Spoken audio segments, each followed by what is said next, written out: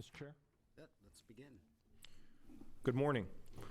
Welcome to the Board of Liquor License Commissioners for Baltimore City's AM docket. Today's Thursday, October 9th, 2019. The AM docket will consist of violations today. When your case is called, please step up to the microphone and state your name. If you're going to be providing testimony, please be prepared to be sworn in by the court reporter. Lastly, if you have a phone or other electronic device, I would ask that you silence it or shut it off now. Mr. Chair, may I call the preliminary matter? Please. Case number 9 on the docket. This would be 10 South Calvert Street, trading as Oxygen Lounge. This case has been postponed and will be set on a further date. Starting with the regular docket, Tesfaye Biru and Kimian Worku, Jano Ethiopian Restaurant and Lounge, LLC, trading as Jano Ethiopia, 34 South Utah Street. This is a Class B beer, wine, liquor license, a violation of Rule 4.01A, sales to minors, a violation of Rule 4.16, illegal conduct, and a violation of Rule 3.12, general welfare. Good morning. If everyone could raise their right hand who intend to testify and be sworn. Do you swear or affirm under the penalties of perjury that the testimony you're about to give is true and correct? I do. Good morning, sir. And you are? Fikra Mariam Worku. Okay, Mr. Worku. Do you understand the charges against you? I do. You do. And will this be an admission or a denial? Admission. Admission. Do we want to read the facts into the record? Admission. I think it's. If the agent would want to read his case into the record, his report? Yeah. Okay. On July 16, 2019, 11:55 p.m., the Baltimore City Liquor Board, Agent Clark, along with the Police Vice Unit Detective Greenhill, conducted an underage sales to minor investigation at Jano Ethiopian, 34 South Utah Street. Also working was Baltimore City Police Cadets Brown and Cameron Sneed, who were both under the age of 21 at the time of investigation. Cadets were working in an undercover capacity in Jano Ethiopian, located at 34 South Utah Street, which the time the cadets walked in security booth, Cadet Brown and Sneed proceeded to upstairs bar. Cadet Brown ordered 2 12-ounce bottles of Corona beers for herself and Cadet Sneed from employee Jasmine Destiny, female. Cadet Brown used the department $20 bill and received change from Miss Purdy, and Cadet Brown and Sneed continued to sit at the bar area, which time Cadet Sneed sent a text via cell phone to Vice and Liquor Board, your Agent Clark. We got it indicating that they both had alcoholic beverages in their possession.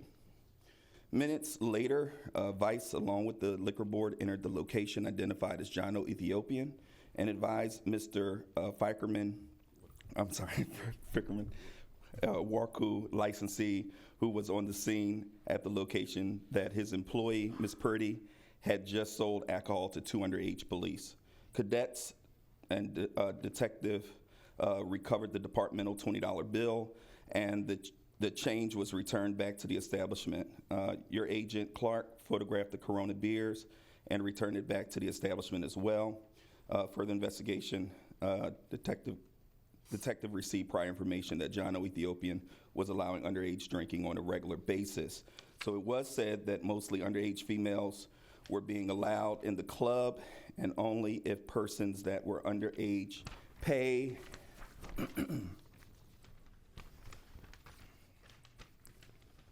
a few extra dollars to the security personnel that was posted at the entrance leading to the upstairs bar.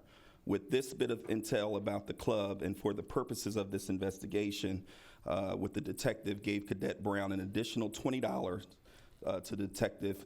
Detective instructed the cadets to make every attempt to gain entry into the club.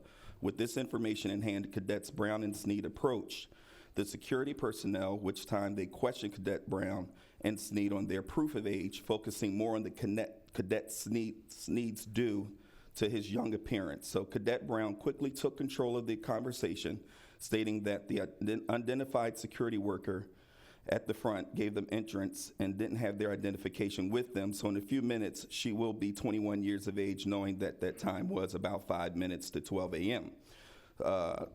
And also indicating to the security that it was her birthday. But Cadets Brown's birthday is July 18th. So the security guard allowed them to get into the establishment under age of the years 21 of age.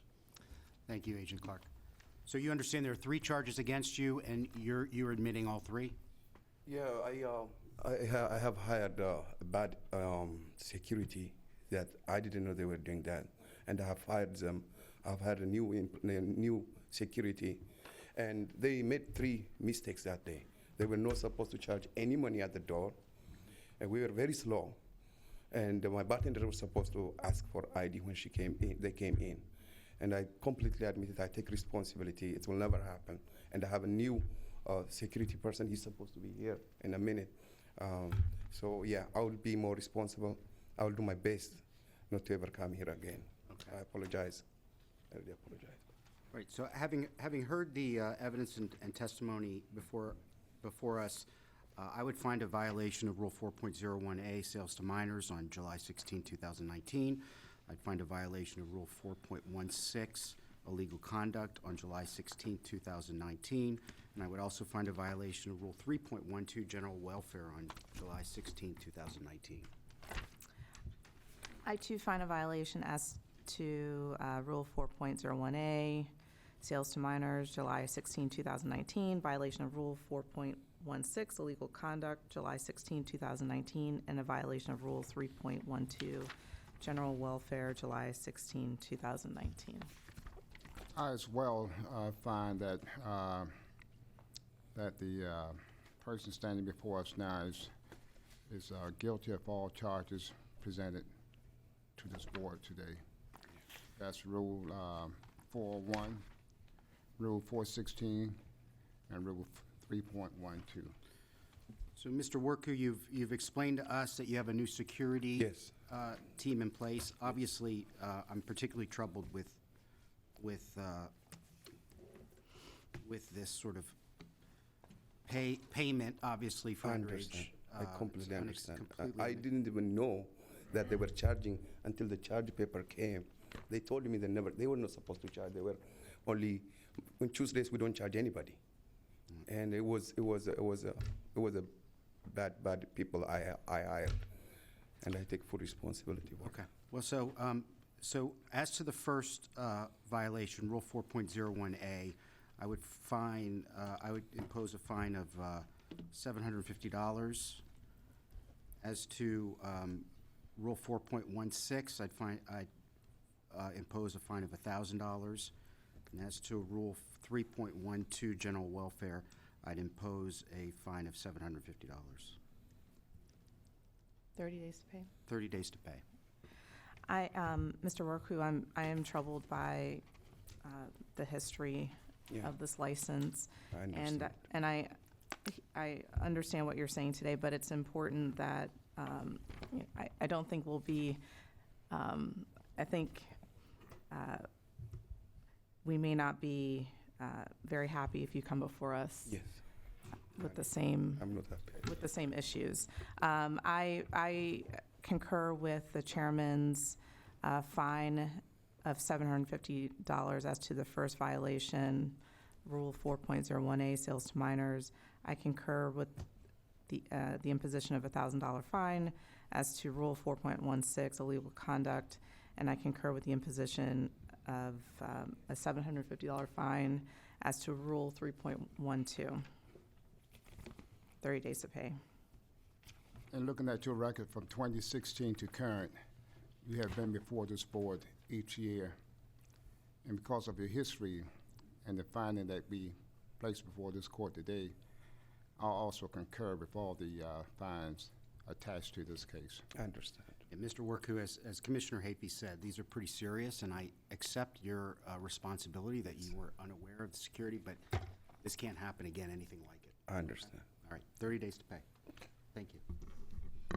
And you can see the gentleman in the back. All right.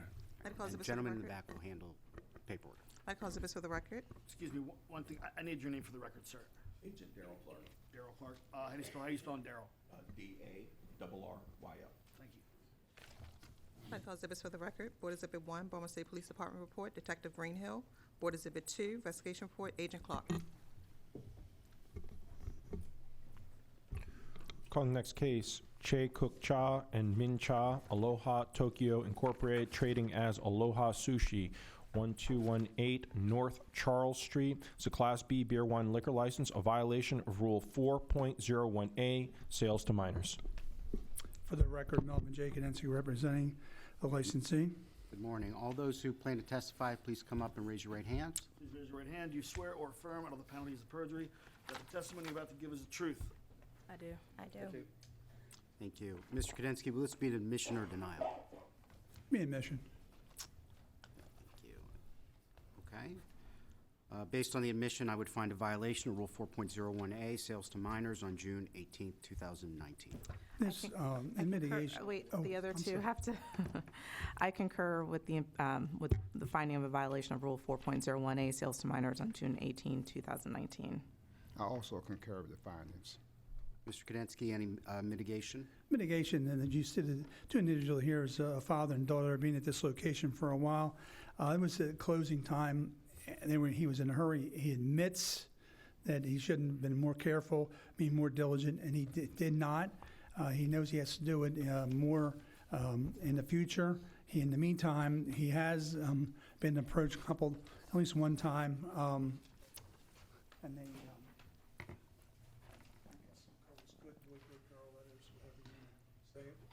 Indicating that they have tightened up what they're doing there. They're all actively working with a couple of legislators in the area about a couple of bills that are coming up that hopefully will be pre-filed that'll straighten out some of the status of the operation they have there. But other than that, you know, he made a mistake. He understands it. End of the night. I don't care what it was. You know, it was at sign. It was song closing time. Well, if it's closing time, you shouldn't have made another sale, and he apologizes for that. Well, I appreciate the apology. This is his third sales to minor, which is of serious consequence, I think, from this board's perspective. Other than trying his best, any other efforts he'll undertake or they'll undertake to Other than address? you're going to check everybody now instead of just trying to rush it through and get all the help there. The unfortunate thing is that he's one of the people that are running the place. Normally, you're going to say it's one of your employees, but even that doesn't justify it. But all I would note is that the other was one current, but was one 3 or 4 years ago. It did happen. Okay. Thank you, Mr. Kadensky. Commissioners, any questions? None. No. Based upon your proffer, Mr. Kadensky, I would impose, this being his third violation, I would impose a fine of $1,500 and 30 days to pay. I concur with the imposition of a $1,500 fine with 30 days to pay. I concur with the fine of $1,500 for violation of 4.01, sale to minors. Thank you. 30 days to pay. Thank you. I'd call exhibits for the record. Board Exhibit 1, Baltimore City, the Police Department, Detective LeBron. Board Exhibit 2, investigation report, Agent Chris Malice. Licensee Exhibit 1, letter of recognition dated 9/27/2019. Thank you. Calling the next case, Sherry Munyon Grimaldi and Sapana Sharma Pan Incorporated, trading as Kitty's Lounge, 3208 Greenmount Avenue. Is a Class BD7 beer, wine, and liquor license. A violation of Rule 4.01A, sales to minors. Violation of Rule 3.02, cooperation. And a violation of Rule 3.03C, records. All those who intend to testify, please come forward and raise your right hands. You swear or affirm under the penalties of perjury that the testimony you're about to give is the truth? I do. Okay. All those who come forward, please come forward. And, sir, you're here. My name is Tony Brown. I'm Safety Director for the Charles Village Benefit District. Good to see you. Thank you. And you are, sir? Manpreet Singh. I'm representing Kitty's. Okay, you have to, your name My again? sister, Manpreet Singh, Mr. Singh, and your, how do you spell your first name? MANPREET, Singh, okay. And you're here on behalf of, Sapana Sharma. okay, you are her, I'm managing the place also, plus I'm a brother. okay, brother and manager, okay. And you understand the charges against Kitty's Lounge? Yes, You do. And are you here to admit or deny those? yes, Yes being, admit. all right, admit, okay. All right. Based on the admission then, I would find a violation of Rule 4.01A, sales to minors. I'd find a violation of Rule 3.02, cooperation. I'd find a violation of Rule 3.03C, records. I too find a violation of Rule 4.01A, sales to minors on July 16, 2019, a violation of Rule 3.02, cooperation on July 16, 2019, and a violation of Rule 3.03C, records July 16, 2019. I also agree with the finding that 4.01, sale to minors, 3.02, cooperation, and 3.03C, records. So, Mr. Singh, just so we're all on the same page, and I want to give you a chance to speak. You're, as you know, been charged with sales to minor, you've been charged with cooperation and not having employee records. This next phase of the hearing is mitigation, so tell us what corrective actions you've taken to address these issues, and then we'll hear from the others. Okay, I think the sales to the minor, I'll start with that. Please. The clerk who was at that time when I spoke to him and I saw the video about it, and the cadet who showed up over there, he did ask him his ID. But we had a customer, regular customer, so where he get trapped, I think they can explain him. That's what I came to know about it. The regular customer told him, no, I know him very well, and that's where he get trapped. So when he sold it, I guess when the police, he got so scared, so he could not really, and plus his English is very limited. So it wasn't a case of corporation or record. We do have all the employee record over there. It's on the board. Everything is on the board. We did get a lot of inspection from liquor board in the past also. We always been passed. So are you suggesting that the employee didn't know where the employee records were held? It was. It's right in front of over there. I guess it was his first time getting a violation. He got so scared and he could not really answer them well. That's understandable, but you understand that all the employee records need to be on site, and it's okay if it's under lock and key, and you know, you need a manager to come in and show the agents, but, and I understand, I just want to make sure. And now, he didn't have ID either, which he refused to identify himself. That part, I didn't come You're to not know clear on? about it. I think he did call the bartender who was working next to him. So he did ask her to help him out. So he got so scared, he wasn't even talking to us. He was like, I don't know what he felt like. He did something very big. He's gonna get fired. But he has ID. He does have everything. Okay. So at that very moment, I don't know why he could not explain himself at that time. But we do have all the records at the place. We've been in that location over almost now 10 years. So Okay. we do maintain all the records over there. Commissioners, any questions for Mr. Singh?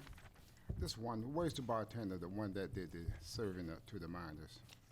What was the bartender name? Yeah, where is he? Where is he? He's still over there. He's still working with us. He's working? Yeah, I mean, they are pretty well trained. I guess he took that customer's, I guess he did listen to that customer who was next to him. He served him. So he told him that he knows him very well. So he said, okay, I'll take your words. And that's where he get trapped. Is he tip certified? Does he have the alcohol, did he take the alcohol awareness class?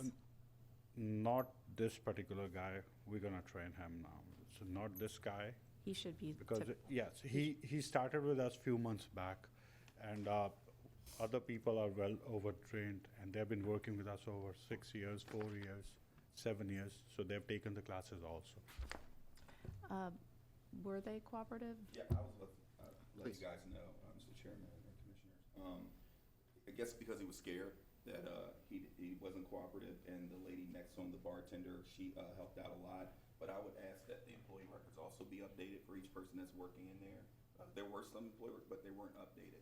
No one had any employee records there. So just want to update those persons that you have working there. Make sure that those employee records are updated. Sure.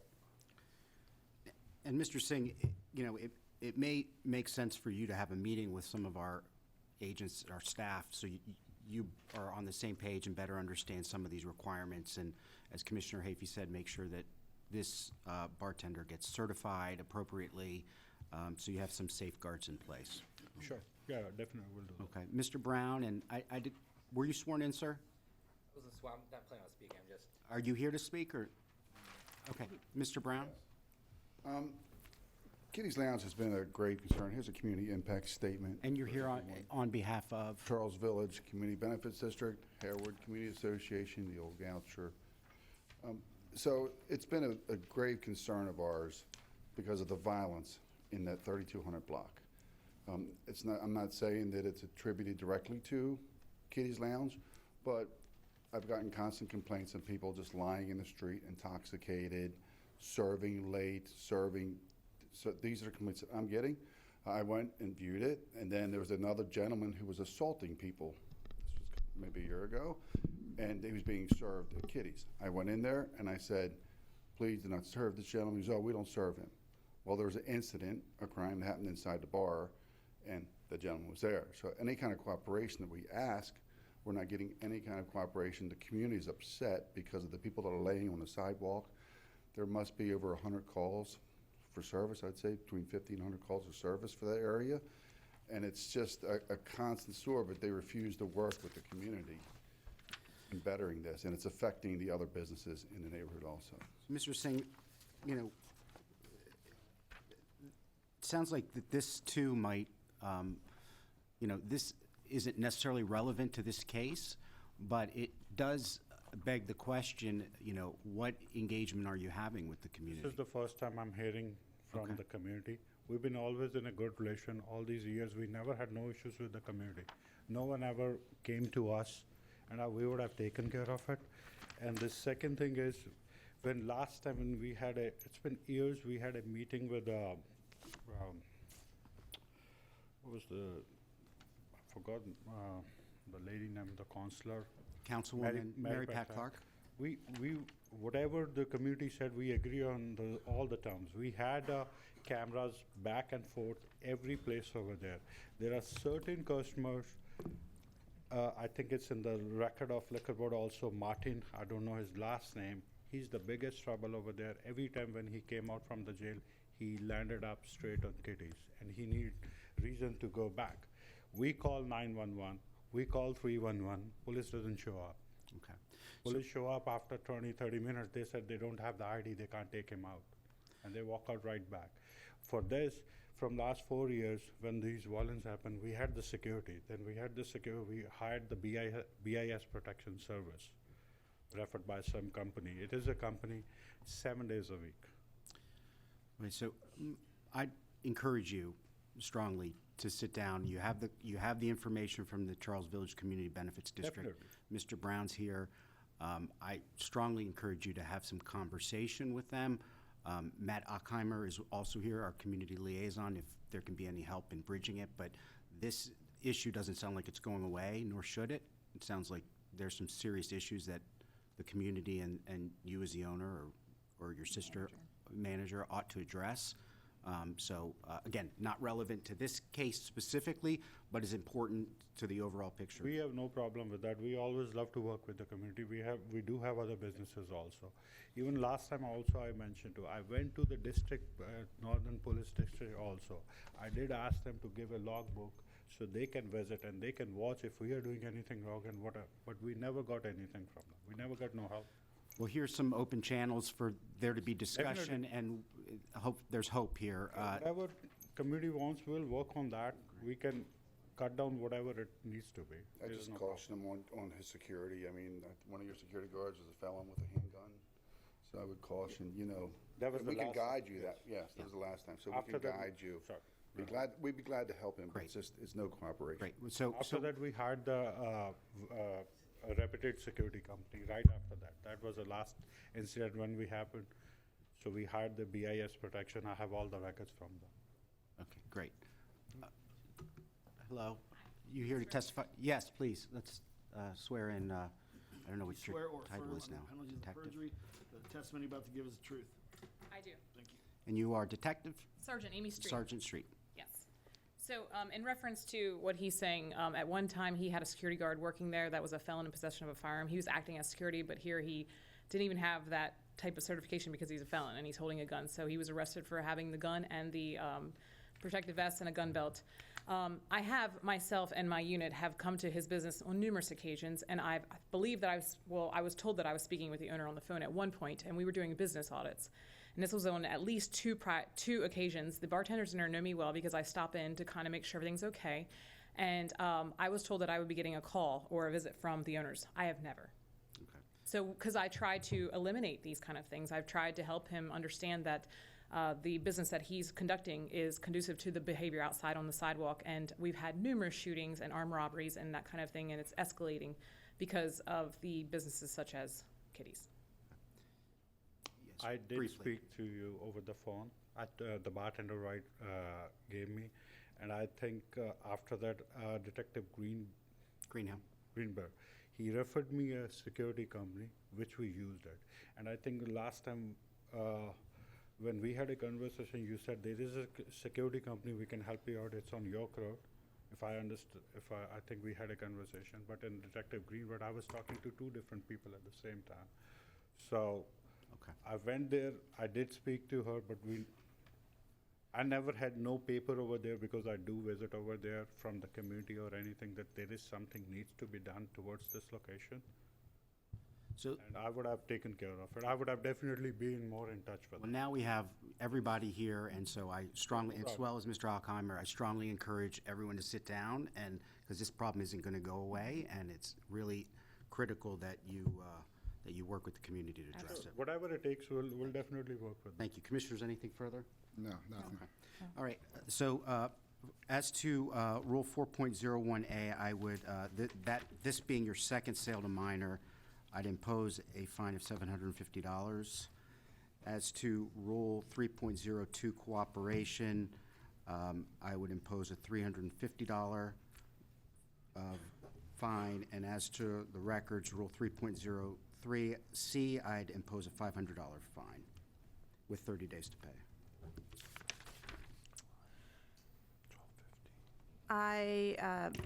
As to Rule 4.01A, I concur with the imposition of a $750 fine. As to Rule 3.02 cooperation, I also concur with the imposition of $350 fine. And as to Rule 3.03C, I concur with the imposition of a $500 fine. I concur with the chair. Okay. So please sit down with the community and Mr. Alkheimer, and I'd encourage your sister to participate too, because as I keep saying, it's not going away. Go away. Okay, thank you. Thank you. See Mr. Ramsey. in Thank the you. back. I call exhibits for the record. Board Exhibit 1, Baltimore State Police Department report, Detective LeBron. Board Exhibit 2, investigation report, Agent Clark. Community Exhibit 1, community impact statement dated 10/10/2019.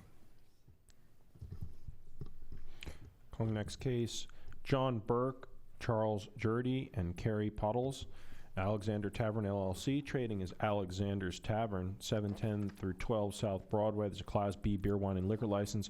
Violation of Rule 4.01A, sales to minors. Good morning. Everybody who intends to testify, please raise your right hand. Do you swear or affirm under the penalties of perjury that the testimony you're about to give is the truth? I do. Great. Sir, you're aware that you're charged with a sale to minor. Do you admit or deny? Admit. Okay, great. Based on your admission, I'd find a violation of Rule 4.01A, sales to minors, on July 23rd, 2019. I didn't catch your names. I'm Charlie Jurdy, Charles Jurdy. Carrie Pottles. Puddles, okay. Thank you. I too find a violation as to Rule 4.01A, sales to minors on July 23rd, 2019. I find the violation of 4.01, sales to minors also. So, sir, this is your second violation. Can you speak to, what you're doing going forward to prevent this? Yeah, I mean, the background is that we've been there 13 years. We've had 2 violations. Unfortunately, they have been within the last year and a half, both of them. Carrie and I own and operate 4 other establishments around the city. We've had 1 other violation. We take it very seriously. Since this incident, we've trained all the staff. The bartender in question, believe it or not, is an 11-year employee of ours, been with us for 11 years. And, he's been great and up to this point, and unfortunately had a lapse in judgment, and he's very upset by the situation himself. Okay. All right, were they cooperative? Yes. Okay, great. All right, based upon the testimony, I would impose a fine of $750 with 30 days to pay. I concur with the imposition of a $750 fine with 30 days to pay. I concur with the $750 fine. Thank you. Thank you. Thank you. You can see Mr. Ramsey in the back. I call the exhibits for the record. Board Exhibit 1, Baltimore City Police Department report, Detective LeBron. Board Exhibit 2, investigation report, Inspector Hahn. Calling next case, Amritpal Singh Maan and Makhanjit Singh Maan and Jaya Incorporated, trading as Mr. Joe's Bar and Cut Rate, 1 through 3 South Highland Avenue. There's a Class BD7 beer wine liquor license, a violation of Rule 4.01A, sales to minors. Everyone who intends to testify, please raise your right hands. Do you swear or affirm under the penalties of perjury that the testimony you're about to give is the truth? I do. Great. Ma'am, your name? Verna Ferrante, How do you spell your last name? Ferrrante. Great. And sir, your name? Keval Singh, First name? Keval, Kewal. Great. Right. So you're before us on a sale to minor violation. Do you admit or deny? Admit. Admit, okay. Based on your admission, I would find a violation of Rule 4.01A, sales to minors, on July 23rd, 2019.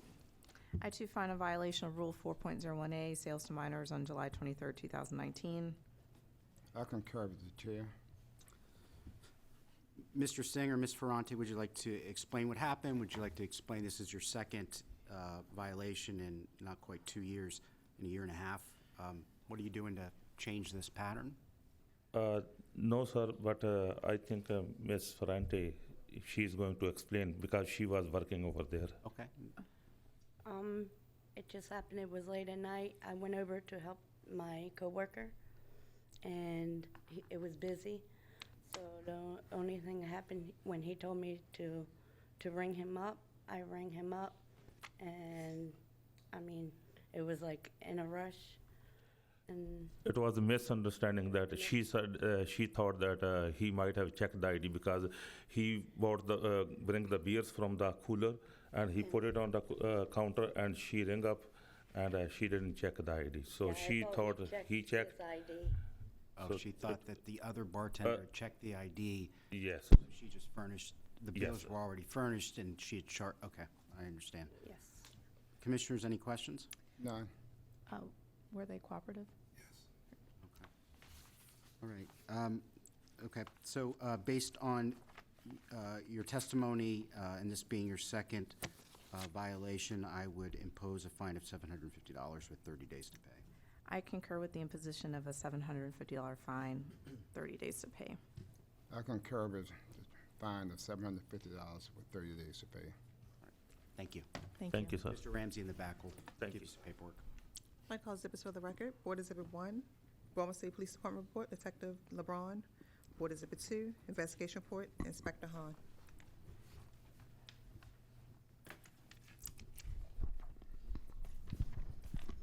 Call next case, Philip Hahn and Joseph Piazza, Broadway North Shed LLC, trading as Dubihan Markets Incorporated, 1640 Alisana Street. There's a Class B beer wine liquor license, a violation of Rule 4.01A, sales to minors.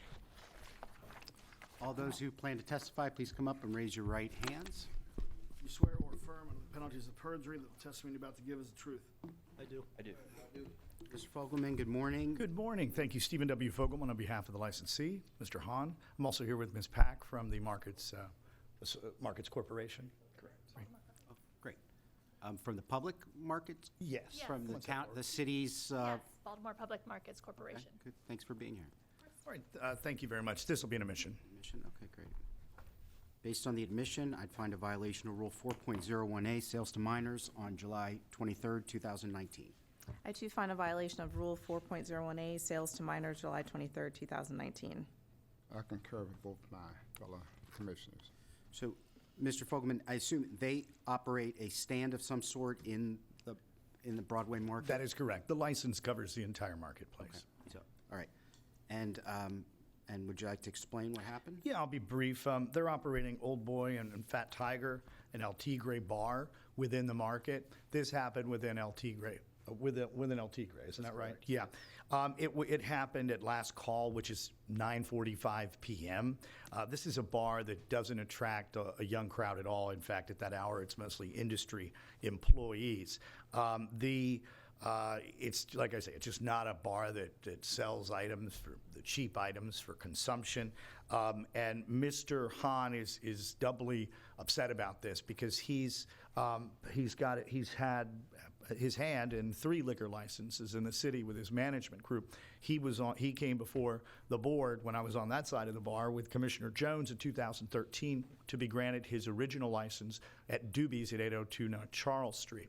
So 6 years, no problems at Doobie's.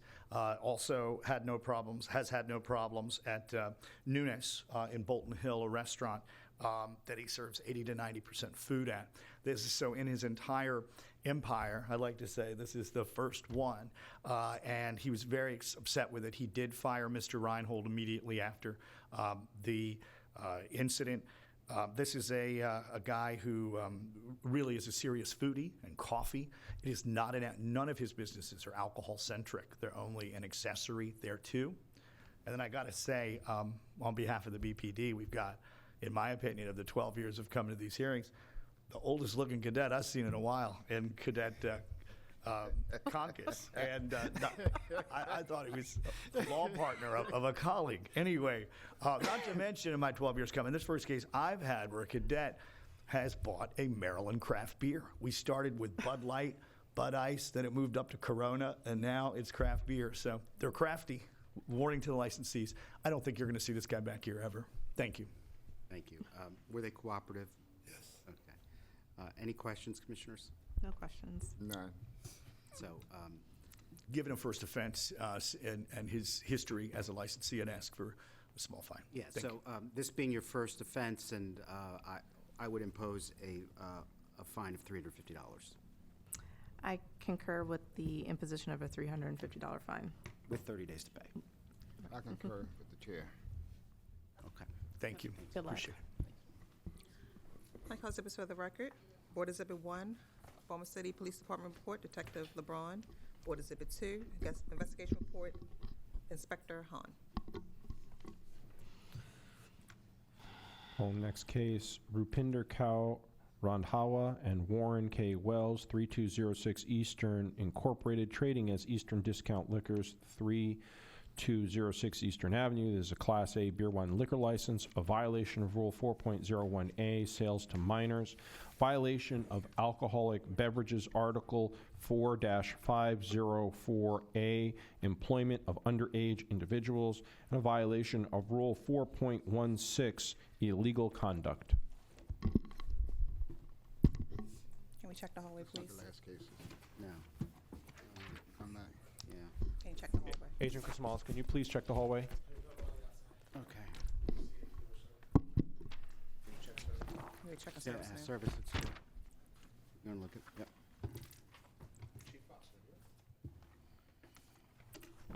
Okay.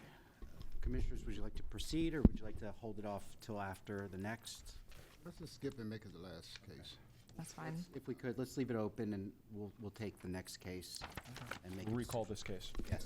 Okay.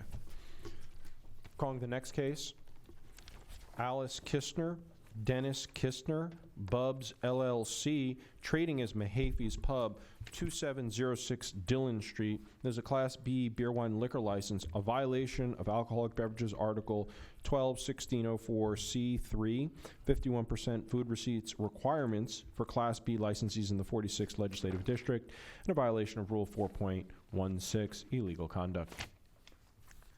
All right, thank you. Stephen W. Hold on, Mr. Fogelman. All those who might testify on this, I don't think there will be anyone, but please raise your right hand.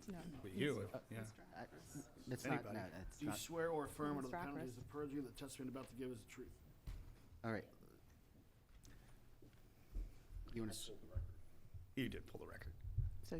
so you should, yeah. Yes. Let's, one more time, sir. Do you Thanks. swear or affirm that the testimony about to give will be the truth? Mr. Fogelman, we have a charge for food receipts that don't meet the requirement. Will this be an admission or denial? Yeah, this will be an equivalent of a no contest plea. It's a nolo contendere, and I'll explain why in a minute, but we're obviously admitting that the documents are genuine and that the law is what the law is, so. Mr. Akras, any, No, the evidence, and I'll just put it on the record, was a food form sales that was submitted by the licensee and signed and dated, provided during the renewal period. It's in the evidence packet, and it indicates that food sales receipts were approximately 22%. all right, so based upon what's before us, I would find a violation of Alcoholic Beverage Article Section 12-1604, small c3.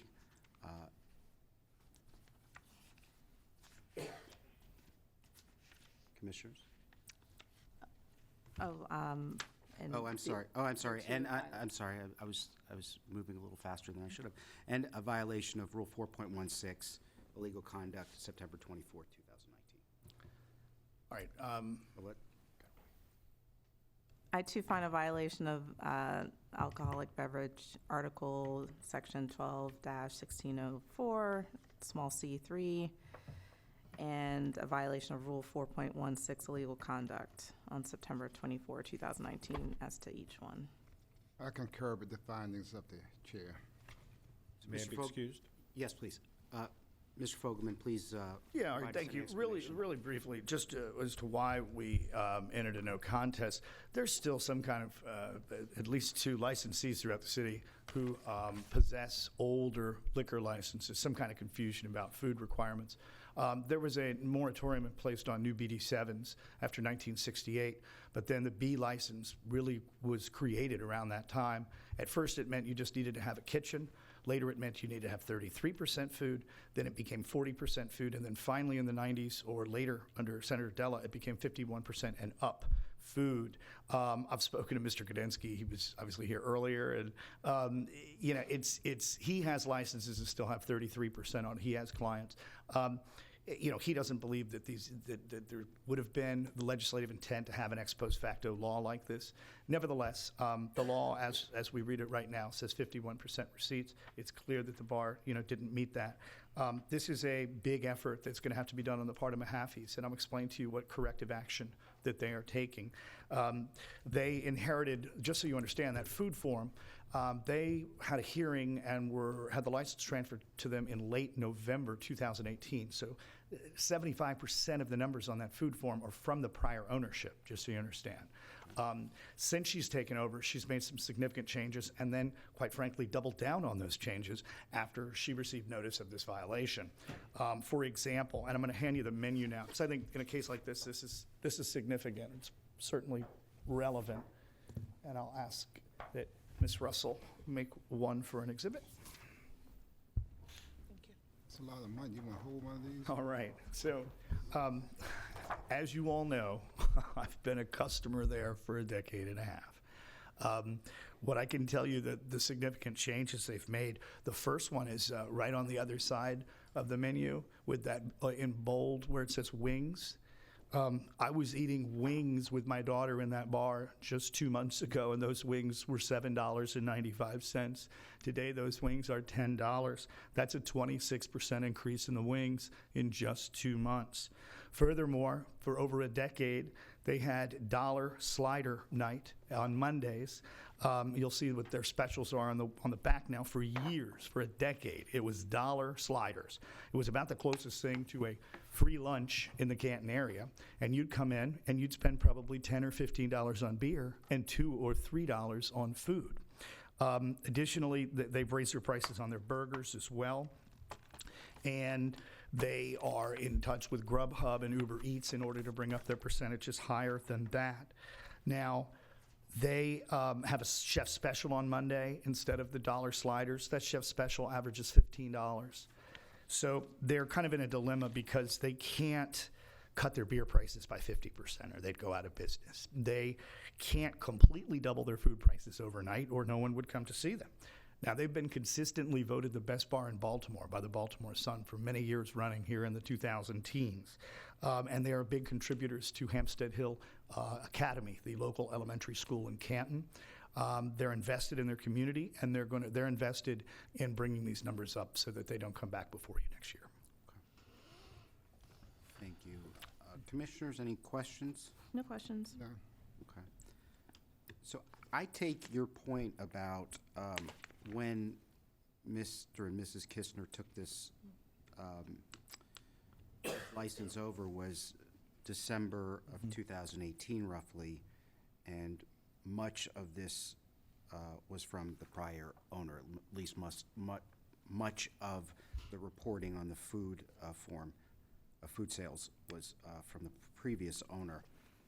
That point I think is fairly compelling, and I appreciate the corrective action that you're taking. And we'd ask, obviously, they've got their work cut out for them, so we'd ask for a de minimis fine in this matter. So, based upon your proffer, Mr. Fogelman, as to the first violation, I would impose a $100 fine. As to the second, I'd impose another $100 fine, recognizing again that the majority of this food sales was from the previous owner, and you are taking corrective action to try and address it. Thank you. 30 days to pay, I'm sorry. Thank you. I concur with the imposition of a $100 fine as to each, given that, as the chair indicated, that much of this was before they took over the license, and they are taking, I think, appropriate corrective actions. Thank you. Without an explanation, I concur with the chair. Thank you. Thank you. All right, And thank Mr. you. Ramsey will have your paperwork in the back. I call exhibits for the record. Board Exhibit 1, food form from March 2018 to February 2019. Licensee Exhibit 1, menu. Recalling Rupinder Kaur Randhawa and Warren K. Wells, 3206 Eastern Incorporated, trading as Eastern Discount Liquors, 3026 Eastern Avenue. Violation of Rule 4.01A, a violation of Alcoholic Beverages Article 4-504A, employment of underage individuals, and a violation of Rule 4.16, illegal conduct. So it appears that the licensee isn't here. We're going to proceed because service was effective. So why don't we continue? Mr. Hahn, if you could read into the record the charges. On July 23rd, 2019, approximately at 10 p.m., Inspector Hahn was working underage task force, consulting members of Baltimore Police Department and the police cadet, Andrew Park and William Kirk, went to Eastern Avenue Liquors on 3206 Eastern Avenue, Baltimore City. Once at the location, the cadet was under the age of 21, entered the establishment and attempted to buy alcohol. At the time, the servers later determined as Simran Singh was the age of, on the birthday of 1/20/2003, so the cadet to 24 ounce of stale reserve for $4 and paid with the department $20 bill. Once the cadet was served, he notified the members of the team, and we entered the establishment to the locate and serve, recovered the $20 bill. We explained to Singh that he had just sold alcohol to the underage police cadet. We explained to him the process and left the location with further incident. cooperative, if you've been on here. Okay. All right. I would, based upon the charges and evidence before us, I would find a violation of Rule 4.01A, sales to minors, and would impose a $500 fine, this being their first violation. As I would find a violation of the Alcoholic Beverage Article 4-504A for employment of underage individuals, and I too would impose a fine of $500 with 30 days to pay. The last one. And as well, I find, thank you, thanks for keeping me straight, violation of Rule 4.16, illegal conduct, and would also impose a $500 fine. I too find a violation of Rule 4.01 small a, sales to minors, July 23rd, 2019, and concur with the imposition of a $500 fine. Violation of Alcohol Beverage Article 4, Section 4-504 small a, employment of underage individuals, July 23rd, 2019, would concur with the imposition of a $500 fine. And finally, I find a violation of Rule 4.16, illegal conduct, September 10, 2019, and would concur with the imposition of a $500 fine. I concur with my fellow commissioners. Thank you. Thank you. Take all exhibits for the record. Board Exhibit 1, notice of service signed on 9/24/2019, served by Chief Inspector Mark Fosler. Board Exhibit 2, Baltimore City Police Department report, Detective LeBron. Board Exhibit 3, business license online search. And then Board Exhibit 4, investigation report, Stephen Hahn. Commissioners, that concludes the morning docket. The board is in recess until 1 p.m. Thank you. Thank you.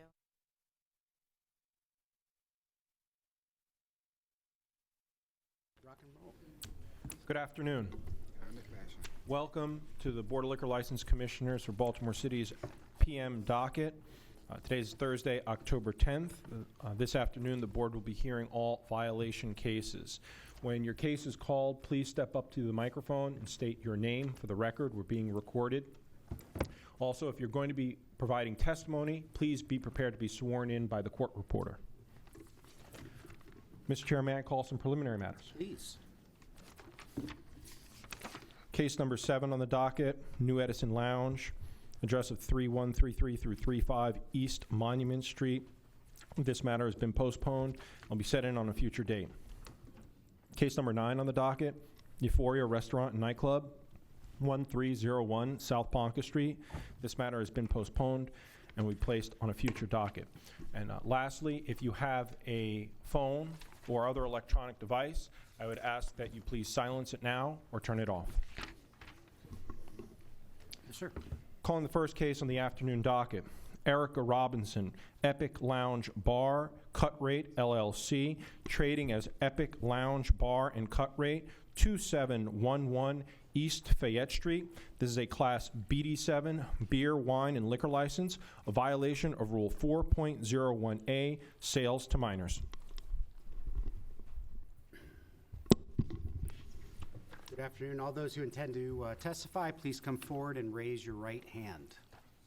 Do you swear or affirm under the penalties of perjury that the testimony you're about to give is the truth? I do. Thank you. Okay, good. Counselor? For the record, my name is Lewin Scott Garrett. I'm representing Epic Lounge. Now, I can cut through the chase, and we are not contesting that this violation did not happen. As far as I know, and I think the record substantiated, this is Epic's first violation. Mr. Howard, who was the violatee of... Sir, what is your name? Ralph Howard. Ralph Howard? Ralph Howard. Ralph Howard. And your connection is, I note that you served the alcohol? Yes. So you're the bartender, you're not the owner? Yeah.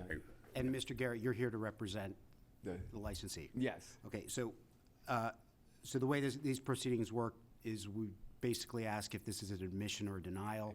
It's an admission, so based upon your admission, I'd find a violation of Rule 4.01A, sales to minors on May 21st, 2019. I too find a violation of Rule 4.01A, sales to minors, May 21st, 2019. I concur with my two commissioners. Now, Mr. Garrett, the next part is any mitigation, any explanation before we determine a fine. Okay. Again, Mr. Howard, as I was trying to proffer before, Mr. Howard, this is his, Epic Lounge, this is their first violation. He has completed alcohol training class. I think, according to Mr. Howard, it was supposed to have been sent, his certification was supposed to have been sent. He completed the course on October the 2nd. And it was supposed to be sent to the liquor board. We don't have that in our record, but I'll take your word, your Okay. proffer for it. And I don't think there's going to be any future issues with Epic. Okay, were they cooperative? Yes, sir. Okay, terrific. All right, anything else? No. Mr. Garrett, Mr. Howard, Commissioners, any questions? No questions. Okay.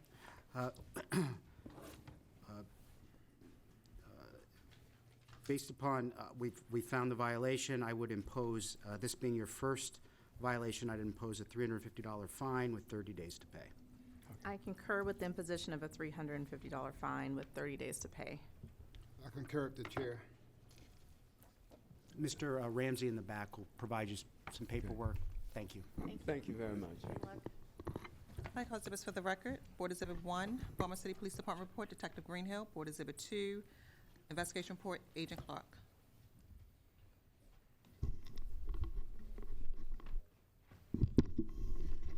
Calling the next case, Gabriela Salas, Charo Negro, LLC, trading as Charo Negro, 4617 through 19 Eastern Avenue. This is a Class B beer, wine, and liquor license. Violation of Rule 4.01A, sales to minors. If I may remind the board, this matter was previously set in, I believe, last month, and at that time, the licensee failed to appear, so the board reset this case and believe reserved the licensee on, I think you have the notice in front of you, sir? It's the 27th of September, they were served. We can recall this case at the end of the docket. Let's do if that. you'd like. We'll recall this case at the end of the docket. Okay, thank you, sir. Thank you.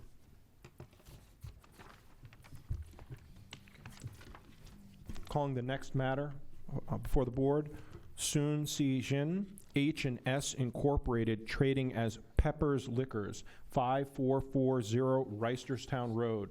This is a Class BD7 beer, wine, liquor license, a violation of Rule 4.01A, sales to minors.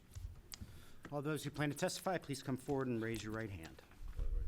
Do you swear or affirm under the penalties of perjury the testimony you're about to give will be the truth? I do. Mr. Fogelman, will this be an admission or denial? Thank you. Good afternoon, Stephen W. Fogelman on behalf of licensee. This will be an admission. Okay. Based upon the admission, I find a violation of Rule 4.01A, sales to minors on June 18, 2019. I too find a violation of Rule 4.01A, sales to minors, June 18, 2019. I concur with the chairman's findings. So, Mr. Fogelman, as you may know, under legislation passed in 2018, this board has to fine a certain amount within a limit. But if you could sort of explain or provide any mitigation for.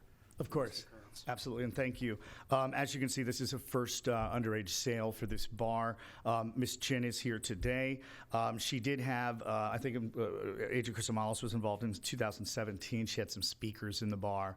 And then around that same year, she had an open 420, not operating as a tavern. And it's funny because she had actually brought the speakers in to get more people into the tavern. Other than that blip in 2017, she's had no problems whatsoever. Her employee, Jung Han Wang, is the one who made the sale. He has over 10 years in the liquor store business. This is his first time running afoul of the law. He has been working there for 3 years. He's a valued employee, so she didn't fire him. He's horrified that he's put her in this position today. After this incident in June, they went to 100% ID check. He was alcohol management certified.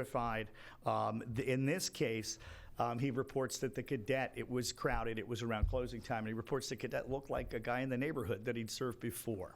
So in any event, we have a situation where Miss Jen is an incredibly giving member to her community.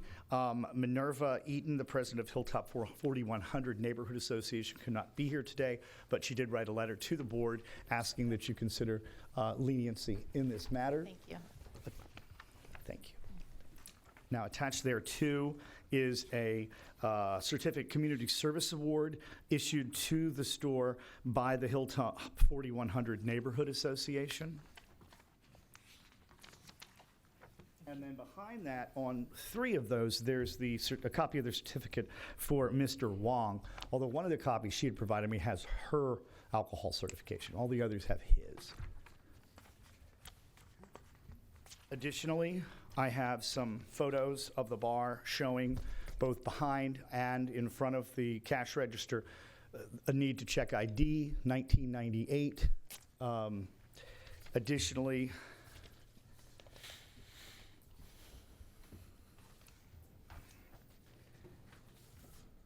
I have yet another copy of this. So I'll ask that the letter from Ms. Eaton, the certificate of recognition from Mayor Pugh of last year, and I don't think I'm going to put these into evidence, but I have copies of several $1,000s in checks.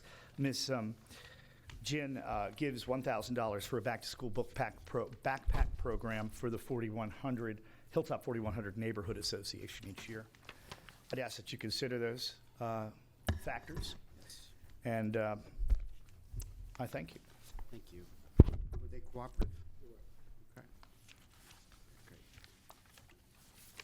So as I said, based upon a statute passed in 2018, this board is required to, for a first offense of this kind, impose a fine of not less than $1,500 and not more than $3,000. For a first offense on a 401A? Yeah.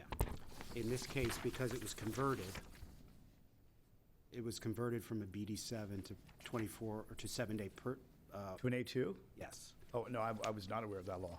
So here's the bill. Yeah, thanks. So. I thought they were BD7s.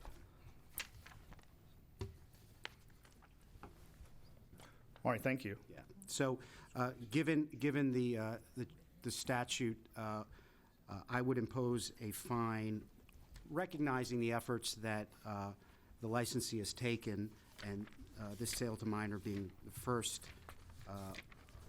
on her record. I would impose a fine of $1,500 with 30 days to pay.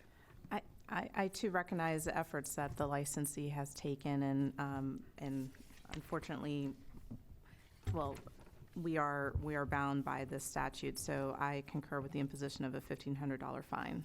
Thank you. Being bound by this statute, I concur with the chair. All right, thank you very much. Thank you. Take care. Michael Exhibits for the record. Board Exhibit 1, Baltimore City Police Department report, Detective LeBron. Board Exhibit 2, investigation report, Agent Krista Malice. Licensee Exhibit 1, letter of support from Hilltop 4000 North Association. Exhibit number 2, 2 photos.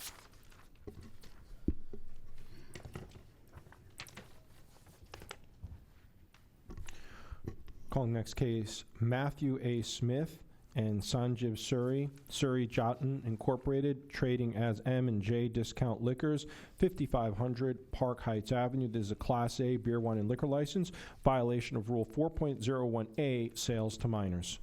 For the record, Melvin J. Konieczki, representing the licensee. Great. All those who plan to testify, please come forward and raise your right hand. Do you swear or affirm under the penalties of perjury that the testimony you're about to give is the truth? Should be an admission. Admission, okay. All right.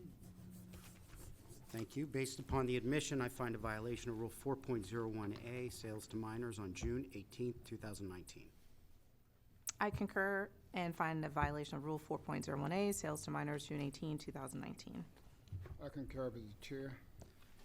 Mr. Kadinsky, any explanation, Well, mitigation? this is, the person that was there was a new employee that he had only been working there a week or two, and failed to go ahead and make the checks. He fired the fellow that was working there. He had a prior, as you can see, of, and it was 3 years ago and 2.5 years ago in 2017. He's been pretty cognizant of it. In fact, and he was telling me before, is that he works with the police department, and he's put trespassing signs inside the place, and he had thrown out a person who he thought was selling drugs that hit him over the head, and he got beat up and had to make a police report. So he's living in a rougher area, and he's doing what he can. It's no excuse for the fact that his employee did. It was a new employee. As soon as he found out, he discharged the employee and is making sure that he and anybody else that works there, complies and makes sure they check their cards, and that would have been avoided in this case. And a lot of people are getting the new registers that you can check through on there, and I advise it to everybody. Just take the license right on through, and it tells you yes or no. Although, I was in Baltimore County last week, and they said the Chinese now have got around that. So that they give you a new driver's license, and it's in English, but it avoids the system. So Chinese license or? China, it could be any one of them Hong Kong licenses. All right, were they cooperative? Yes, They were Where did co- that come from? Sir, Yes. your name? Larry Miles, and I am. the Larry neighborhood- Miles? Okay, slow down. Larry Miles. And what, I'm the Neighborhood Association President. okay. And- And what I have to say is that at that store, we have a lot of people standing around in front of the store all day long. And it's not acceptable in our neighborhood. You know, and I feel as though that he needs to, clear that area because people are not going in there as much as they did before because of the people standing in front of the store. And I feel as a neighborhood, because we have a school that just opened, and the children going by, seeing all this activity around that area, is bad for the neighborhood. Excuse me. What's the name of your association? JNNRL and RL, What the acronym stands for? John Quill, Narcissus, Nelson, Rockfield, and Lewiston. Neighborhood Association.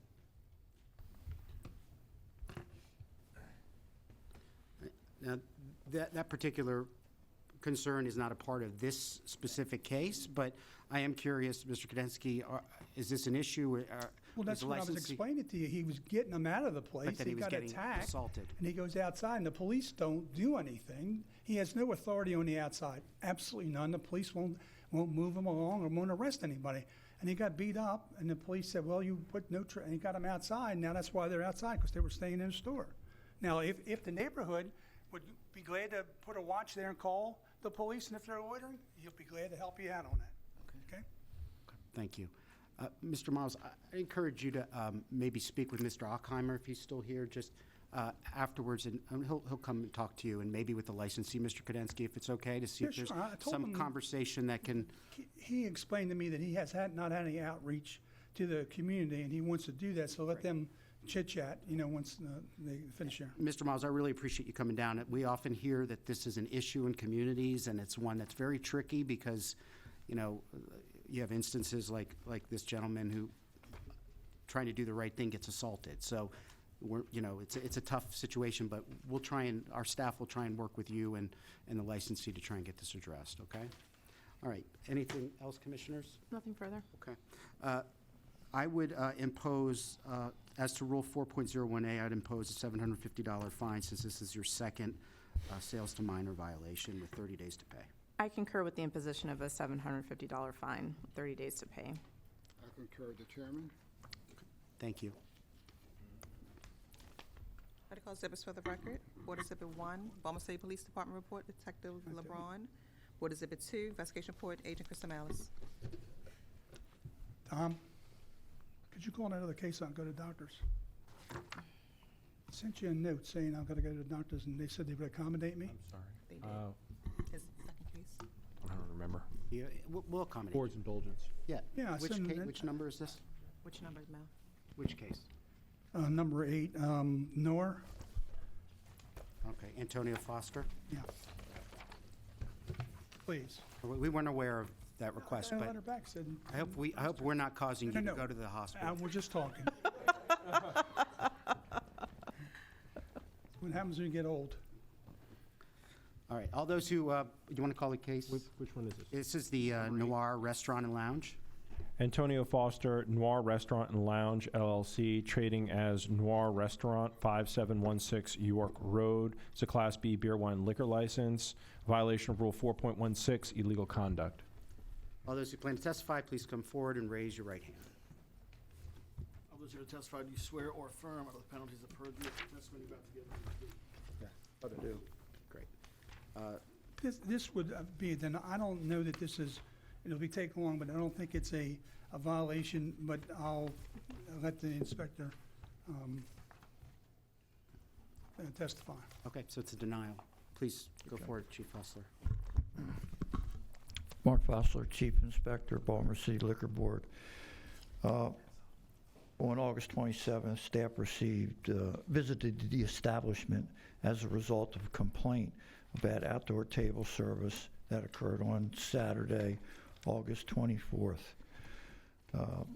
So on the 27th, Noir personnel said that Tony, the manager, was not in, this gentleman here, but was expected. Liquor Board staff waited until Mr. Tony arrived. I explained to Tony about the complaint, showed him photos from Saturday, August 24th. I reviewed with Tony the description of what zoning had approved for outdoor table service. I also provided a copy of zoning's approval description to Mr. Tony that indicated 2 4-top tables placed against the establishment's wall. Staff also explained that the furniture used the previous weekend did not conform with what zoning approved. Manager was told that any changes to the current outdoor table service layout needed to be approved by zoning. On Friday, August 30th, 2019, I received information that another complaint had been created. I was instructed to respond to 5716 York Road, Noir. Staff departed a Fells Point operation at approximately 8:30 p.m. and responded to the establishment. Upon arrival, staff observed the same outdoor table layout that had been problematic, and the photos that I had from August 24th. I entered the establishment and was told that the manager had not arrived, but was due shortly. Staff remained on scene until another manager, Corey, arrived. Staff explained to Mr. Corey the reason for the visit. I further reviewed the discussion that I'd had with Tony. Staff explained that the outdoor table layout violated what zoning had approved. Staff told Mr. Corey that only 2 4-top tables against the wall of the establishment were approved by zoning, because this was the second time, the first time I had explained and outlined what was approved, that I issued a violation and departed at approximately 8:57 p.m. Mr. Kadensky, any Just very questions? briefly, you don't have a zoning violation, or you haven't received a zoning violation, is that correct? No, sir. All right, so nobody from zoning has sent that this is not valid, correct? You haven't made an inquiry with zoning and asked them if this is a violation? All I have from zoning is the resolution that indicates what was approved. But as far as your knowledge, there's been no zoning violation issued? I haven't received a zoning violation, I have no sir. further questions. I'm no further. Would you put on your case? Any? All right, you state your name and address for the record. Antonio Foster, owner of 5716 York Road, Noir Restaurant and Lounge. All right, have you received any zoning violations on this? No. All right, is anybody going down there to talk to zoning? I have. And when you were down there this morning, is that correct? Yes, sir. And they told you were in compliance? I was in complete compliance. And who did you talk to? I talked to 2 people. I talked to Mr. Kozart, a Barbara Ederin, and I can't remember the last name, other lady name. So they told you that there's no BMZA violation and you're in compliance, is that correct? As it stated, I am. Okay. And you have not received any type of violation? Nope. Not. and you still have the requisite amount of 8 people can sit outside, is that correct? Yes. The tables are backed a little bit because there's a bump out from the building? Yes, we took pictures. There's a bump out that won't allow the other table he's talking about to go in, but that's a part of the building, so we can't push it to the wall. So when the housing inspector, when we took down the zoning, as long as it's 10 feet from the curb, I mean, based on the diagram and everything, we're in complete compliance. So that's why we haven't got any violation. You can hand those in if you want.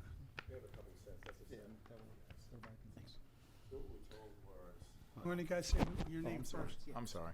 I'm Corey Brown, operating partner and manager at Noir Restaurant Lounge. Okay, right, okay, talk in the microphone. When we first opened, the fire department came down, and what they told us was we needed to be at least 6 feet away from the curb to allow egress for consumers to walk. We're 11. The photos will show. And again, we've never had any violations from anyone about the layout. We honestly think it's a competitor. We've created, a little energy in the Govinstown, Woodburn, York Road corridor with some business. So we think that it's just a competitor sending the complaints. But we haven't been violated by anybody. In closing, they're asked to be here for illegal conduct, but there is no zoning violations for them to be in illegal conduct over. That's the first, premise. So I would think that before you work and do what it wants, but you would have to have somebody from zoning come here and say they're in violation, then you would be able to go to what would be illegal conduct. So I don't read the rule that way. It doesn't, Rule 4.16 doesn't. You have to say what the illegal conduct is, and if you're saying they're violating the BMZA says you're not, then Yeah, but you can't. but I hear you, but the The BMZ, easiest thing would be just to summons them here and say, this is your rule, you gave the resolution, are they in violation? but the rule doesn't require, does it, that it has to come from the agency that set the resolution? It has to be proven that it's a violation of that resolution, and that's the part that you're missing. That's what they, it's a sine qua non, that without which there's nothing. But it does violate, Mr. Foster, anything to add? Yeah, the resolution was issued in 2014, and there's been no other resolutions that have existed. I even explained that to these gentlemen, that if you wanted to make a change, make the change. I said, this has been in existence for 5 years. If you disagree with it, then just make a change. Well, that's the whole reason why they went down there this morning, to see if they were in compliance. If you're in compliance, then you can't be in violation. If you want to hold it, Superior will get a letter from zoning for you to say they're in compliance. I don't want to make us, No, I understand your argument. I don't know that I buy it, because based upon the resolution itself, it appears that they're just on its face in violation. But I understand your argument. But isn't it a BMZA violation? But the liquor board can issue violations from agencies upon which, Chief Foster can issue a violation on a housing in a liquor at a liquor store. So I'm not sure where that doesn't align. I'm saying if the fire department doesn't issue a violation, you think it's a violation, and you issue a fire department violation, it's not until the fire department says it's a violation. Otherwise, you'll be issuing it on retail sales tax, you'll be issuing it on health departments, you'll be issuing it on everything. That's not the function of this board. Zoning is zoning, and liquor board is liquor board, health department is health department, fire department is fire department. I would respectfully, we don't need to debate this, but I think we do have a role to play when it comes to zoning and liquor stores. For licensees, we do play a role. So we may disagree on that, but I hear your argument, and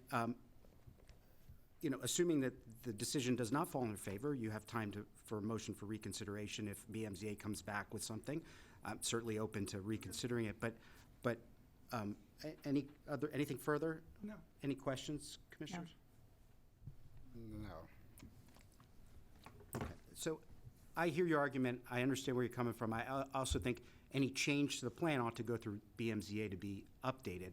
I understand Mr. Kudinski's argument about BMZA not issuing an actual violation, and that in and of itself not amounting to this violation. I don't read the rule that way. I do find a violation of Rule 4.16, legal conduct, on August 30th, 2019. I concur with the chair's interpretation of the resolution, and I too find a violation of Rule 4.16, August 30th, 2019. I concur with the chair. It's like a no harm, no foul. It really is. Yeah. It's much to do about nothing. You don't see overcrowding there. There's no more any people there. You know, it's not like you had a whole mob of people out there. It really looks very nice, if you really want to be honest about it. I appreciate that. So. And they haven't been here before, so I mean. Yeah, no, there's no history of violations, and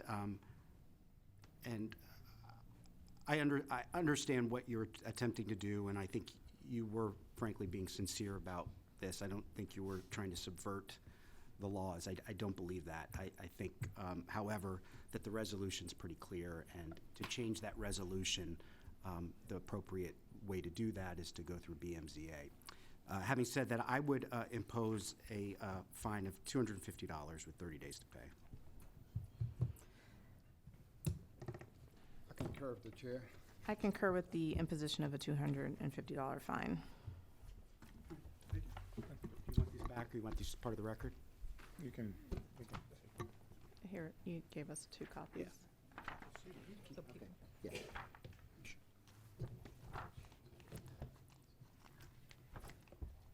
Do you have another violation that's going to be called, Mr. Kudinski? Not in this jurisdiction. Okay. You need to call the citizens. Hopefully there are no violations there. See me walking like this? All right. All right. We're still on the record. Forever. I'd call exhibits for the record. Board Exhibit 1, Investigation Report, Chief Inspector Mark Fossler. Board Exhibit 2, Zoning Resolution dated May 22nd, 2014. Licensee Exhibit 1, 13 photos.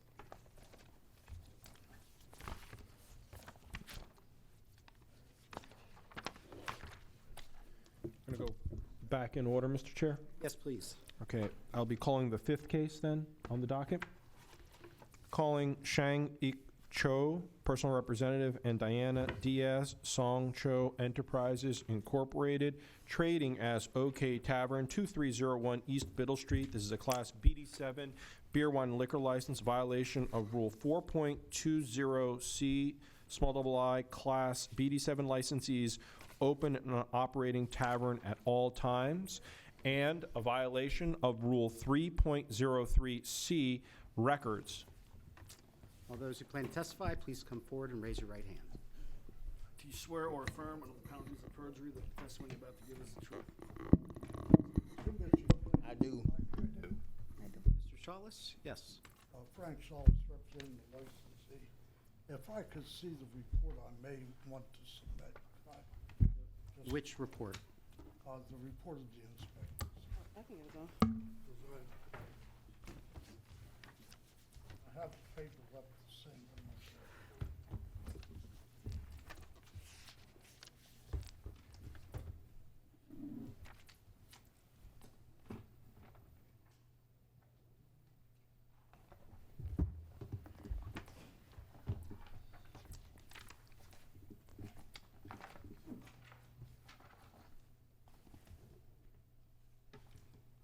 We are going to submit, but I would like to make a statement. The reason Can you make it during mitigation? more or less. Yeah, if you wouldn't mind, we'll get, okay. So, based upon your admission, I'd find a violation of Rule 4.20C, small I, as well as a violation of Rule 3.03C, records on August 29, 2019. I too find a violation of Rule 4.20C, II, small ii, and a violation of Rule 3.03, small c, records, both on October 29, 2019. I concur with the chair. Mr. Schultz. What happened this day, the person on duty was Charles Kemp, Charles Kim, a new employee, and he does not speak English. I interviewed him before, shortly after what happened. I couldn't bring him in today because he just got out of Johns Hopkins Hospital and he's bedridden. There's also a videotape of what happened. But the important thing is that the only reason we're having this hearing, because I'm trying to transfer it. Tomorrow, this license will be transferred. This was a violation that occurred pending transfer, and I had to get it out of the way. Otherwise, it would have been transferred last month. So I'm asking that you show a little mercy. Mr. Kim, as I said, just started there. He was calling to find out about the records. And his story to me through the interpreter was they came in, they asked for a shorty of Martell or some kind of cognac. Not a shorty, they asked for a mini. He said he didn't have a mini. And this also comes from a patron there that said it. And the videotape, not that this matters, but the videotape is silent, but the gestures and everything pretty much back up his story. So the only thing I ask is that you have mercy on us. So this is in the process, Mr. Ackers, this is one has been transferred pending. The board has approved the transfer of this application, but because there was a pending violation, and with the new law passed in July 1st, 2018, we cannot complete a transfer of an application if there's a pending criminal charge or a pending violation before this board. Okay, all right. Commissioners, any questions? No questions. None? Were they cooperative? Inspector Chase, Liquor Board. Me and Agent Clark, we left once we did our undercover BD7 check, and the Inspector Tudhope and Agent Krista Malice in the Vice unit went in and spoke with them. Okay, thank you. Yes, they were cooperative. Thank you so much. Okay, so, all right. Based upon Mr. Solis, your proffer, I would impose, as to violation of Rule 4.20C2, I'd impose a $500 fine. As to Rule 3.03C, I'd impose a $250 fine with 30 days to pay. I concur with the imposition of a $500 fine for the Rule 4.20, and I concur with the imposition of $250 fine as to Rule 3.03. I concur with the chair. Thank you. Thank you very much. Mike Exhibits for the record, Board Exhibit 1, Baltimore City Police Department report, Detective Gatto. Board Exhibit 2, investigation report, Agent Chase. Calling the next case.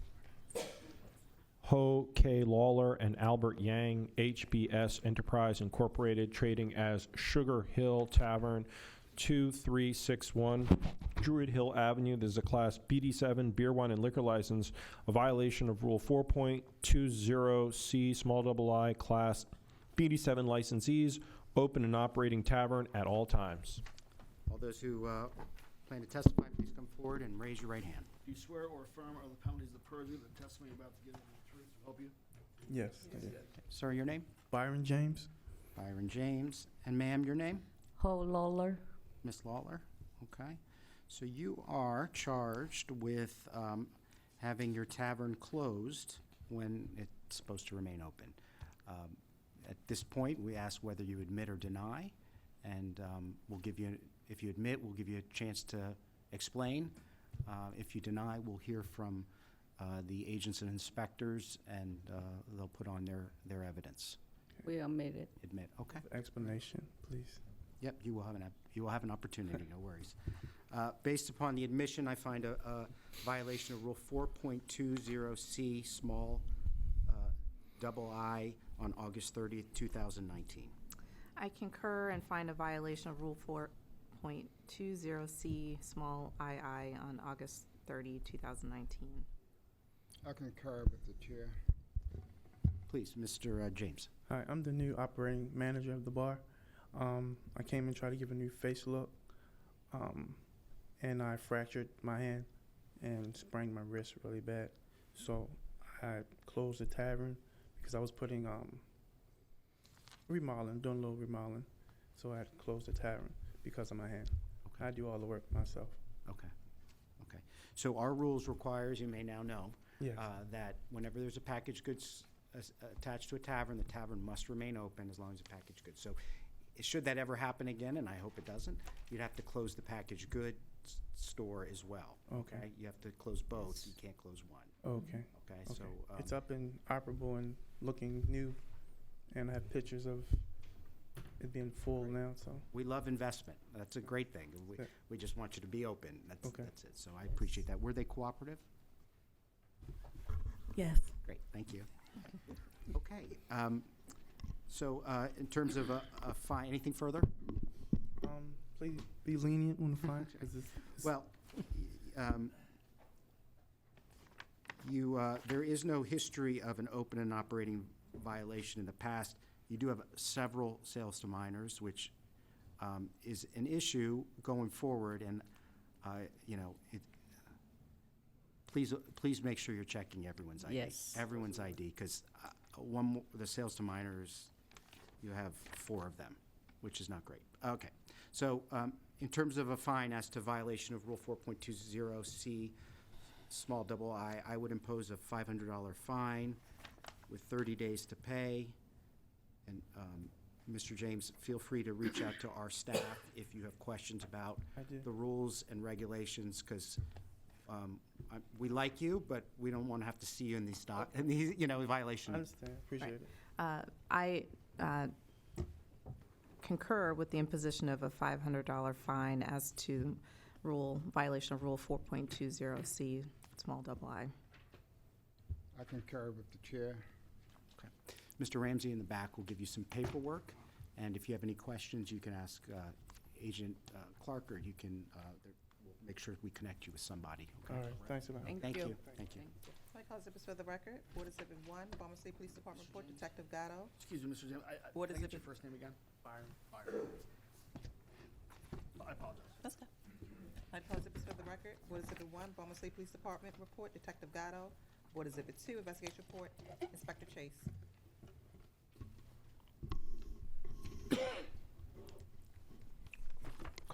Calling the next case. Eric Lawson and Karen Patton, Callie's Court LLC, trading as Callie's Court, 1602 through 08 Thames Street, is a Class BD7 beer, wine, and liquor license, a violation of Rule 4.16, illegal conduct. All those who plan to testify, please come forward and raise your right hands. Do you swear or affirm under the penalties? Mr. Previs, Good afternoon, Mr. Most High Eminent Must be a denial. Chairman, Acting Chairman. Acting Chairman. Board. Peter Previs on behalf of the licensees. With me today is Mr. Theodore Lozen, dad of Eric Lozen, and Mr. Vasilius Karamidis, manager. Ms. Patton was expecting to be here, but she has come down with a serious flu and couldn't be here, but we are here with her authority to speak on her behalf. Okay, great. Will this be This will be an admission with a lot of explanation, because it's not really admitting to everything that happened, but I think once I explain it and how I propose to fix it, it'll all make sense. Good. So with the admission, we'll find a violation of Rule 4.16 on July 27, 2019. And to find a violation of Rule 4.16, illegal conduct, July 27, 2019. I concur with the chair in reference to his violation, findings for violation of Rule 4.16, illegal conduct. Mr. Previs? Thank you. Callie's Court has been around since, when did it was actually open? 1999. This was my first reported liquor board Court of Special Appeals case. And it's appropriate as we're in baseball playoffs, because the decision reads as somebody is announcing a baseball game as far as what the score is. It's an interesting case. Had to do with the 51% rule. I don't know if you remember that. So there was, when they initially applied to put the license here, there was a 51% rule challenge protest, and we lost at the liquor board, and on appeal knocked out 2.5 votes, which meant we won, and the license went in. So, Mr. Lozen is retired now, but a member of the bar for many, many years, and he's been a manager at Callie's Court for since it opened, basically. 2002. And Mr. Karamides they're now divorced, but with Karen Patton, the original owners of Callie's Court, and he runs the day-to-day. In a nutshell, I'll try to boil this down. Under the old zoning code before June 5, 2017 transformed Baltimore, there was a zoning code section 6-205D12, and that is noted in the BMZA opinion that's attached into your packet. That section stated that any use not in an industrial zone has to be in an enclosed structure. That provision no longer is in the zoning code. So under the old zoning code, if you wanted to have outdoor table service, the only way that you're going to have that outside, and this was in a B3 zone, it's now in the C1E entertainment zone.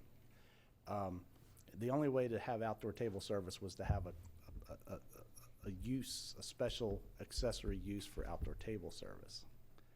Under the current zoning code, you no longer need the restaurant to be in an enclosed structure.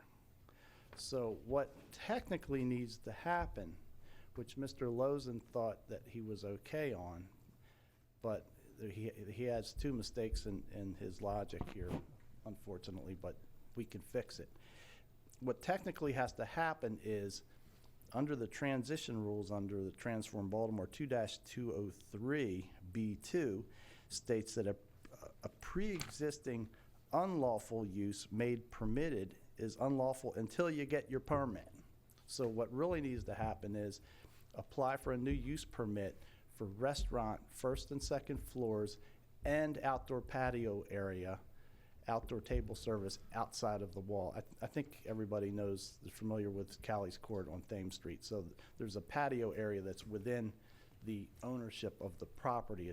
And then there's a couple tables on the outside of the brick wall that are on the public right-of-way that do require outdoor minor privilege permit. So what needs to occur from the zoning board is apply for a new use and occupancy permit, restaurant use in the patio, and that fixes that. Mr. Lozen went to zoning and was basically explained this and got a letter, but didn't realize that the letter doesn't suffice for a use permit.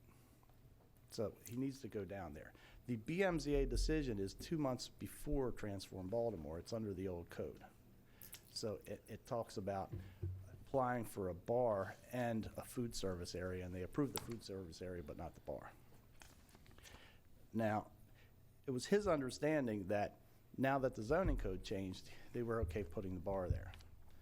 But really, he needs the use permit for restaurant, and then under Liquor Board Rule 4.18 alterations, he needs to send a letter to the Liquor Board. Not for an expansion, but a letter showing where the proposed alterations are and approval from the Liquor Board. And that they didn't realize that needed to happen. And I believe the bar went in sometime just after or during or somewhere around last year's Fells Point Festival, well after Transform Baltimore, so they were under the impression that they were okay doing this. I know there were some conversations with the inspectors. Be that as it may, I believe I can fix this. Now, with regard to the outdoor table service on the outside of the wall, that was approved. They have a minor privilege permit, and as best as I can tell from the board record, the computer printout, 11/17/08, the first entry, 6/26/08, transfer conference required for outdoor table service, decision approved.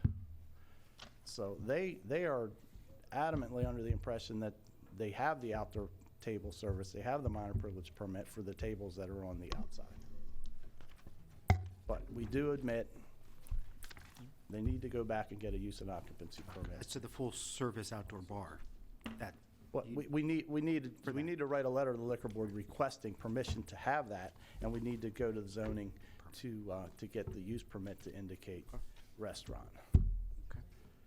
If I misspoke or didn't know something, because I hadn't been doing these various items over the years with Callie's Court, so I'm not speaking from my own personal knowledge, but what I reviewed. But Mr. Lozen's been around, and I think he confirms that. And I also have a letter from the that gives us permission to have the outdoor bar.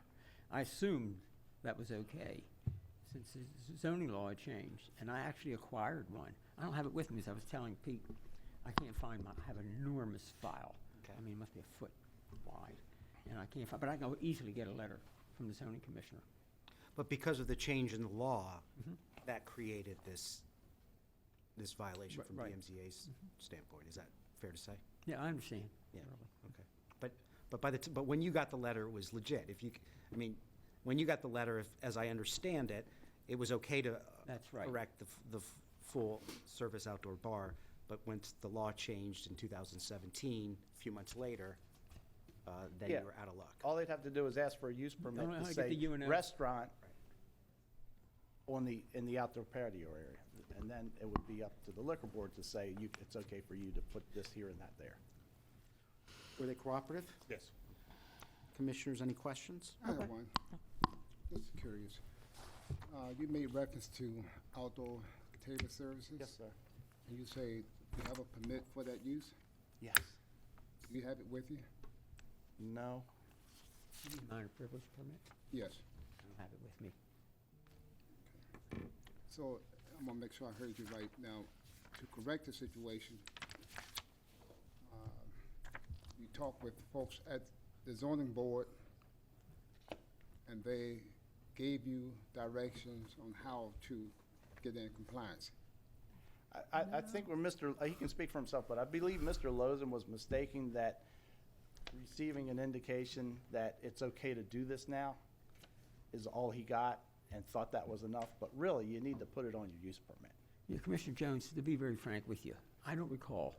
It may have been in there or not, but this has such a history, and we've gone through so many hearings and everything, that maybe I neglected that. I'll have to check, but I'll get the letter. I'm going to get a copy of the letter probably before I leave downtown here now, as a matter of fact, because I want that zoning letter and see, but I have to admit, I may have neglected it. I'm really not sure.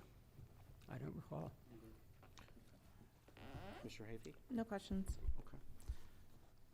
Okay. As to Rule 4.16, I appreciate the explanation and would impose a $350 fine and 30 days to pay.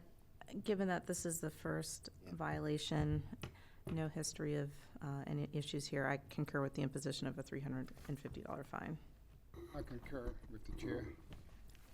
Thank you. Thank you so much. Just Commissioners, if I just may add, on their current use and occupancy permit, and that's in the folder, it states, use premise, restaurant, tavern with live entertainment and dancing indoors, and continue to use front yard for outdoor table service in conjunction with existing outdoor seating limited to courtyard area.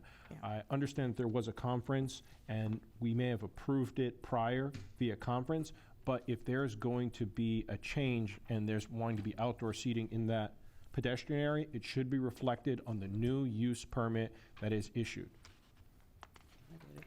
Right, where is that?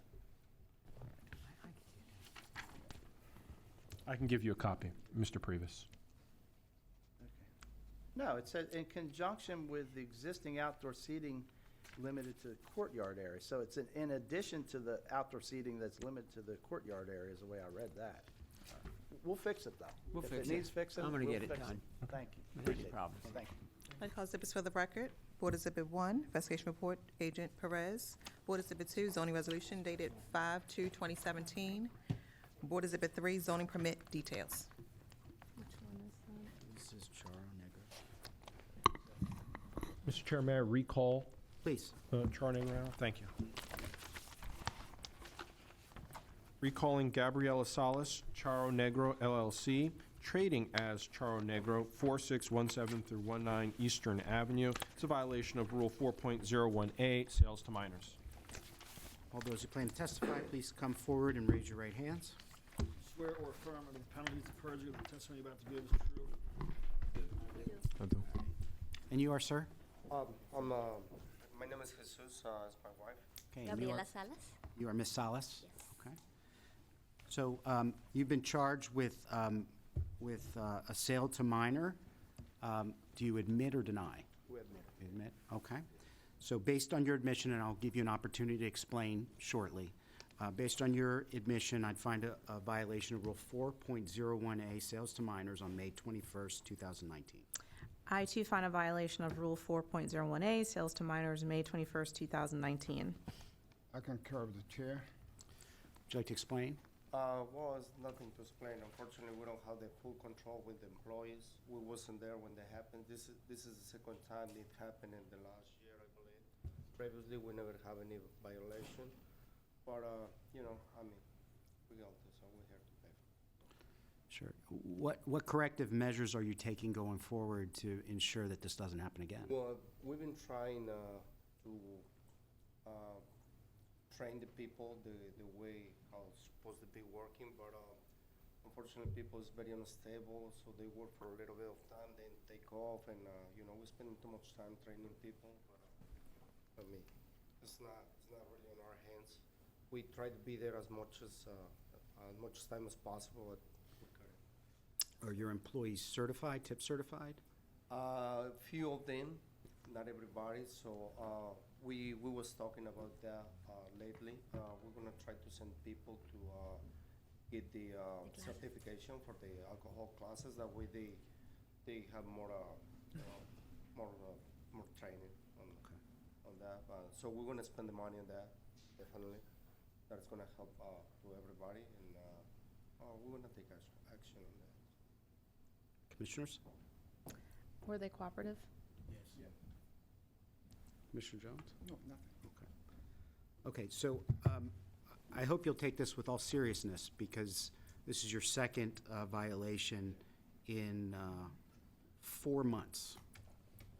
So another violation could result in potential suspension, pretty serious sanctions. So as to Rule 4.018, sales to minors, I would impose a $750 fine, since this is your second violation. You have 30 days to pay. The second sales to minors. Thank you, Yeah. yes. Third violation. I concur with the imposition of a imposition of a $750 fine as to the violation of Rule 4.01A, sales to minors on May 21st, 2019. I concur with the chair. Okay. Thank you. Mr. Ramsey in the back will give you some paperwork. Okay, thank you. All right, call exhibits for the record. Board Exhibit 1, Baltimore State Police Department report, Detective Greenhill. Board Exhibit 2, investigation report, Agent Clark.